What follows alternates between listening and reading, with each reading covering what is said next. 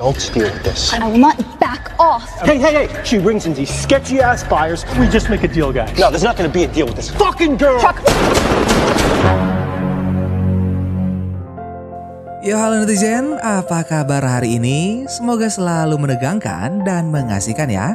Kalaupun ada masalah, nikmati sajalah, yakinlah pasti akan ada jalan keluarnya. Oke?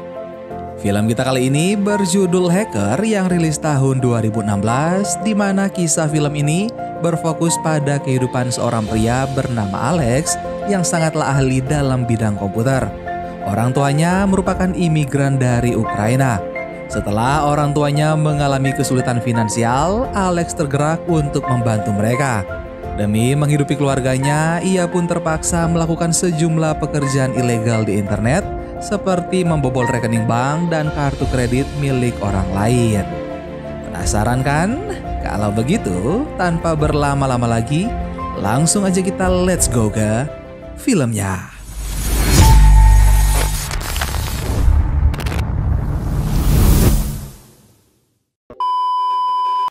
Film pun dimulai dengan memperlihatkan sekelompok anak muda yang berada dalam satu ruangan sedang berkumpul di depan komputer masing-masing. Selang beberapa menit kemudian terlihat kepala Bank Sentral Amerika Serikat tiba-tiba ditembak oleh orang yang tidak dikenal. Para pemuda ini bersorak kemudian menaikkan berita penembakan lalu mengemas barang-barang mereka. Dua dari pemuda itu adalah Alex dan juga Kira. Tiba-tiba saja mereka disergap setelah masuk ke dalam mobil. Kini Alex hanya bisa termenung di dalam penjara. Scene kemudian berpindah ke Toronto, Kanada 15 tahun sebelumnya. Alex kecil bersama orang tuanya baru saja tiba dari Ukraina untuk memulai kehidupan baru di Kanada. Sayangnya tidak semua hal dapat berjalan sesuai yang diharapkan. Mereka terpaksa pindah ke London untuk menekan biaya hidup. Ayah Alex yang tak kunjung mendapat pekerjaan membuat kebutuhan keluarga bertopang pada ibu Alex yang sudah bekerja sebagai asisten pemegang buku di bank. Alex sejak kecil sangat suka bermain dengan komputer ibunya. Hingga saat remaja, Alex tertarik untuk berkuliah namun ia sadar orang tuanya tidak memiliki banyak uang. Alex pun berusaha mencari uang dengan menjadi clicker di sebuah situs dan untuk setiap 1000 klik, Alex menghasilkan $20. Alex melakukan hal ini dengan tekun dan menyimpan semua uangnya sambil terus mempelajari seluk-beluk dunia internet. Hingga suatu malam, Alex pergi ke kedai kopi karena muak dengan pertengkaran orang tuanya. Di sana, Alex melihat siaran berita tentang serangan cyber pada situs pemerintah dan keuangan yang dilakukan oleh sebuah organisasi kriminal online bernama Dark Web yang dipimpin oleh hacker bernama Z. Z telah ditetapkan sebagai penjahat internasional karena telah terlibat dalam puluhan kasus cyber di seluruh dunia. Dan film Hacker pun dimulai. Pada keesokan paginya, Alex yang baru pulang ke rumah mendapati kenyataan bahwa keluarganya akan terancam kehilangan tempat tinggal. Ibu Alex dipecat secara tiba-tiba. Alex yang sangat menyayangi sang ibu langsung memberikan semua uang yang selama ini ia simpan. Ibu Alex pun sangat terharu. Sejak saat itu, Alex sangat membenci bank yang memecat ibunya karena ia kehilangan uang yang ia kumpulkan selama bertahun-tahun. Alex pun mencari jalan pintas agar bisa mendapat uang banyak secara instan. Ia tiba-tiba teringat tentang Dark Web yang belakangan ini menjadi sorotan publik. Iseng-iseng berhadiah, Alex mengunjungi situs Dark Web yang ternyata masih belum ditutup. Alex membuat akun dan mempelajari cara kerja Dark Web. Sayangnya, akses bagi member baru sangatlah terbatas. Ia harus melakukan sesuatu yang ilegal agar bisa naik kelas. Alex menetapkan korban pertama yaitu Randy Bickle, si pemuda banyak tingkah. Alex membuat situs palsu berkedok toko suplemen lalu mengirimkan penawaran diskon besar-besaran ke email Randy. Randy termakan tipuan Alex. Ia menggunakan kartu kredit ayahnya untuk membeli suplemen itu. Informasi kartu kredit ini dibocorkan Alex ke Dark Web sehingga Alex naik ke level soldier dengan akses tingkat rendah. Setelah itu, Alex diminta menjual beberapa laptop gaming canggih yang sangat ilegal. Dalam waktu singkat, laptop itu terjual habis dan Alex kini bisa membeli laptop untuk dirinya sendiri dari hasil bagi untung penjualan. Alex juga berhasil menjual beberapa barang gelap lain yang dikirimkan oleh Dark Web. Dalam 4 minggu, Alex sudah menghasilkan banyak uang. Ia berpamitan pada orang tuanya untuk berkuliah di Toronto.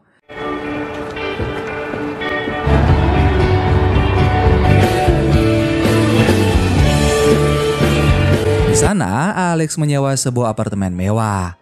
Ia juga kembali naik level di Dark Web. Dan sekarang Alex bisa membeli kartu kredit dan identitas palsu untuk belanja online.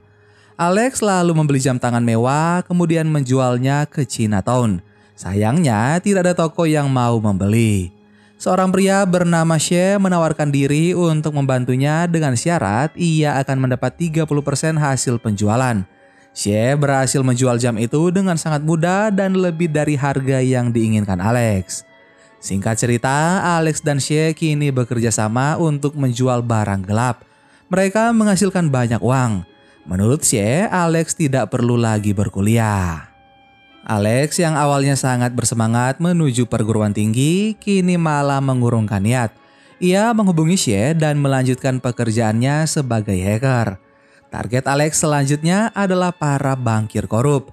Kebetulan She punya banyak teman yang bekerja sebagai kasir, sehingga Alex bisa mendapatkan data kartu kredit para target dengan sangat mudah.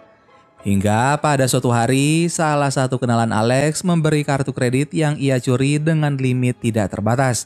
Ia bahkan tidak meminta imbalan. Alex dan She menarik uang tunai dari kartu itu lalu memakainya untuk berpesta. Pada keesokan harinya, Alex mendapat data dari Dark Web bahwa bank yang memecat ibunya termasuk dalam daftar bank yang mudah untuk diretas. Alex pun bertekad membuat bank itu menjadi bangkrut. Ia lalu mulai menyusun rencana dengan She. Sin kemudian berpindah ke Bank Internasional Kanada dan langkah awal yang dilakukan Alex adalah menyamar menjadi nasabah baru yang mengajukan pinjaman. Alex mengecoh petugas bank dengan menjatuhkan tempat pulpen, lalu memasang sebuah flash disk di USB port komputer petugas. Tidak lama kemudian, komputer itu menjadi error. Alex melangkah keluar dengan santai. Tapi sayangnya, aksi Alex ketahuan oleh kepala keamanan bank yaitu Curtis. Alex kemudian memutar otak agar tidak dilaporkan ke polisi. Ia beralasan hanya ingin menguji keamanan sistem bank tersebut dan menawarkan upgrade software secara gratis. Curtis pun membiarkan Alex pergi. Curtis kemudian menemui seorang narapidana perempuan bernama Kira. Ia berjanji akan membebaskan Kira tanpa catatan kriminal asalkan mau melakukan yang diminta Curtis. Sementara Alex yang sudah berada di apartemen sangat senang mendapat like dari Z, pimpinan dari Dark Web. Pada keesokan harinya, Alex mendapat pesan dari seorang perempuan di Dark Web yang mengajaknya berkencan. Perempuan itu adalah Kira. Karena merasa Kira sesama member Dark Web, Alex setuju dan tidak menaruh curiga sedikit pun. Saat mereka bertemu, Alex menceritakan semua hal tentang hidupnya pada Kira. Mereka juga memutuskan untuk bekerja sama. Setelah Kira bergabung, Alex dan She semacam upgrade level. Kira mengajari mereka membuat kartu kredit palsu lalu menjualnya di Onion Browser dengan mata uang Bitcoin agar tidak dapat terlacak. Dengan adanya Kira, Alex dan She mendapatkan uang jauh lebih banyak dari sebelumnya. Mereka juga bebas berbelanja barang-barang mahal. Tidak lupa, Kira memotret semua barang yang mereka beli. Seiring berjalannya waktu, Kira mulai bergerak sendiri menjual beberapa barang. Ia mengaku dibantu oleh pamannya. She tampak mulai curiga. Kira tampak sangat mudah menarik perhatian pembeli dengan jangkauan luas tanpa kesulitan sedikit pun. Atas dasar apa Kira mau bekerja sama jika sebenarnya ia jauh lebih ahli dibandingkan Alex dan juga She? Diam-diam ternyata Curtis meminta Kira membujuk Alex pindah ke Hong Kong dan melakukan transaksi ATM di sana. Sayangnya Alex tidak mau meninggalkan She yang sudah ia anggap sebagai sahabat. Sin kemudian berpindah ke sebuah pabrik. Di sana Alex, She, dan Kira melakukan transaksi barang gelap dalam jumlah yang sangat besar. She mulai kesal karena menurutnya hal ini terlalu beresiko. Ia malah membuat keributan sehingga calon pembeli membatalkan kesepakatan. Don't steal this. I want back off. Hey. She brings in these sketchy-ass buyers. We just make a deal, guys. No, there's not gonna be a deal with this fucking girl. Chuck.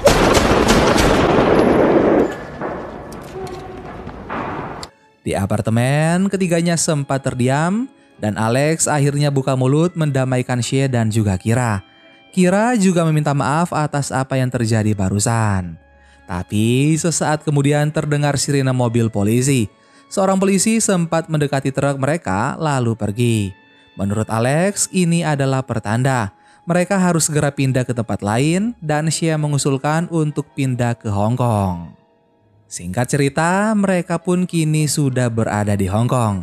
Di sana mereka membeli mobil mewah keluaran terbaru, kemudian menyewa sebuah gedung untuk menyimpan semua peralatan dan juga uang. Segala transaksi juga berjalan dengan sangat lancar hingga pada suatu hari kartu palsu mereka terdeteksi oleh mesin kasir toko. Alex, Kira, dan Shea langsung kabur sebelum polisi mengejar. The terminal would recognize that it's a fake. Shea kemudian mengajak Alex dan Kira merayakan ulang tahunnya di bar. Baru saja beberapa menit di bar, Shea terlibat perkelahian. Seorang pria menuduh Shea menggoda pacarnya. Alhasil, Shea dan Alex harus ditahan polisi. Mereka berdua pun keluar dari tahanan dengan jaminan dari paman Kira. Pada keesokan harinya, Kira mengusulkan untuk merampok ATM. Bersamaan dengan itu, Shea datang membawa sejumlah uang hasil penjualan barang sebagai permintaan maaf atas kejadian semalam. Ia melakukan trik lama, membeli barang online dengan kartu kredit lalu menjualnya kembali. Dan kartu kredit yang dipakai Shea untuk bertransaksi adalah kartu kredit dengan limit tidak terbatas yang dulu pernah mereka pakai. Mereka sudah pernah berjanji agar tidak pernah memakai kartu tersebut. Karena semakin besar limitnya, maka semakin mudah terlacak. Mengetahui hal ini, Alex menjadi marah besar. Apalagi Shea tadi berjalan keluar tanpa melakukan penyamaran. Alex pun mengusir Shea. Pack my bags.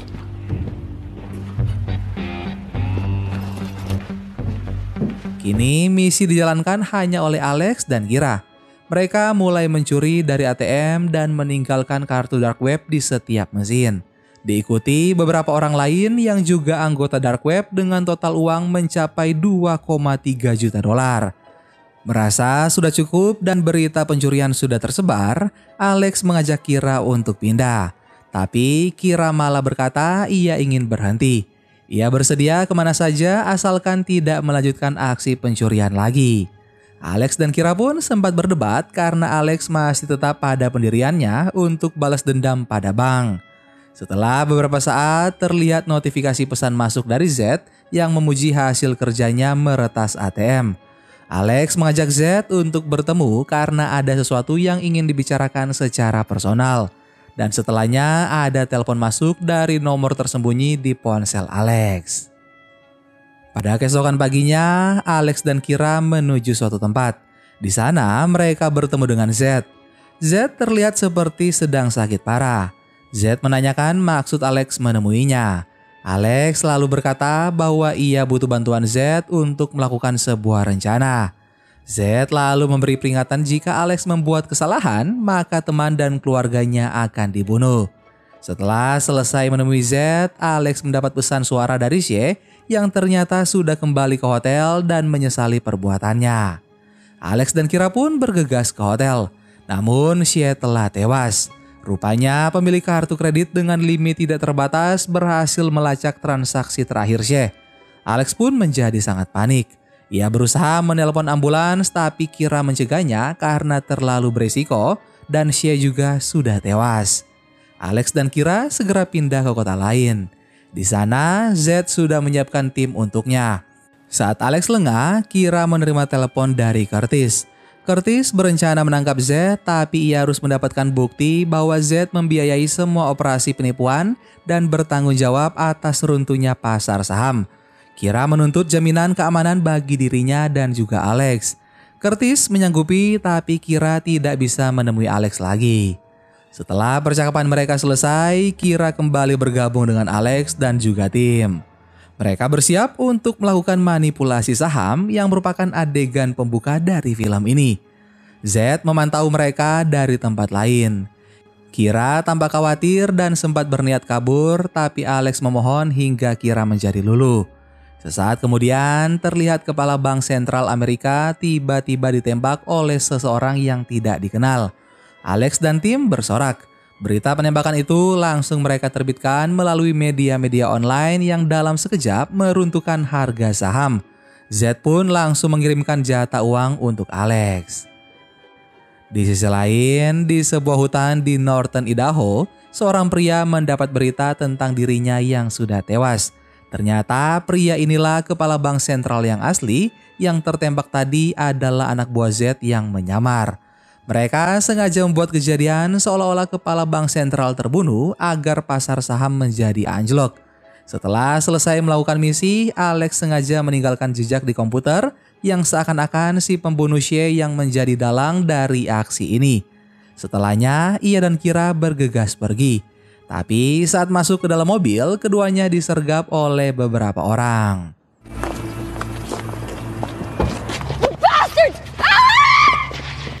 Singkat cerita, Alex pun terbangun di sebuah gedung. Laptopnya sudah hancur, tapi kartu identitas dan dompetnya masih utuh. Alex sempat meminjam ponsel sopir taksi, tapi nomor Kira dan Z sudah tidak dapat dihubungi. Z pergi ke Bangkok, kota yang sempat dijanjikan Kira sebagai tempat di mana mereka akan bertemu kembali. Berhari-hari Alex menjalani hidup yang tidak jelas.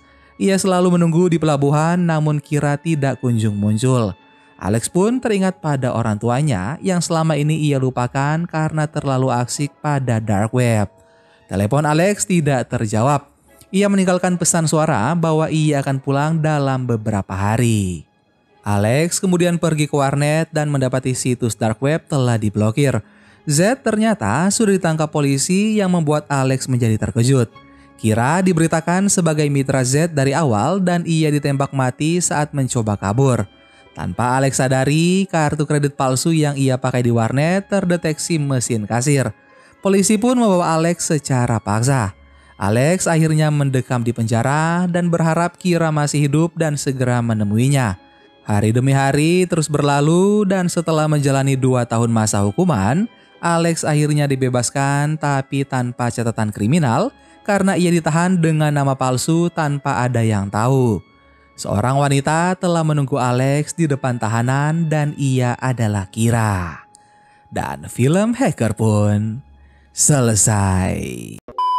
Gimana guys film kita kali ini? Makna positif yang bisa Mimin ambil dari film ini? Kalau kehidupan kalian tampak berat seperti kata Mimin di awal, jangan mudah putus asa dan jangan juga menghalalkan segala cara untuk membuat beban berat yang kalian pikul menjadi ringan ataupun hilang. Karena semuanya pasti hanya akan menjadi sia-sia. Oke, terima kasih buat kalian yang sudah setia menonton channel ini dan juga sudah subscribe. Sampai ketemu lagi bareng Mimin di film-film seru selanjutnya. Dadah!